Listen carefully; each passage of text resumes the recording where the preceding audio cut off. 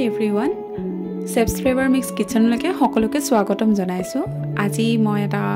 লাঞ্চৰ recipe লৈ আহিছো আপোনালোকৰ মাজলৈকে টেঙা শাক মাছৰ হৈতে জোল। এয়া পোন প্ৰথমতে মাছখিনি অকমান হালধি খানি কিনি ভাজি ললো।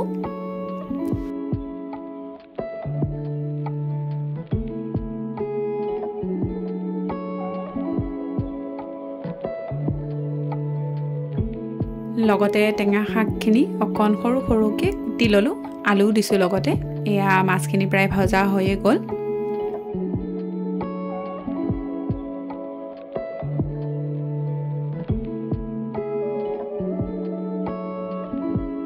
মাছখিনি ভজা হোৱাৰ লগে লগে উঠাই কিনে এনেকে সেপাৰেট কে থৈ দিলো কেৰাহীত অকন তেল দিলো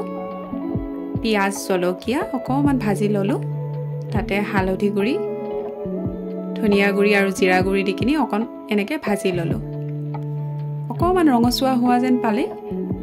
কুটি থোৱা শাক আৰু আলুখিনি দি ললো আৰু ইয়াতে অকনকে এনেকুৱাকে ভাজি ললো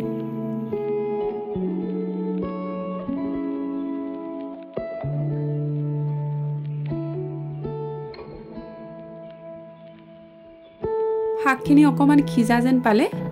গৰম পানী ইয়াতে দি দিলো পানীখিনি উতল অহাৰ লগে লগে ভাজি থোৱা মাছকেইটা পেলাই দিলো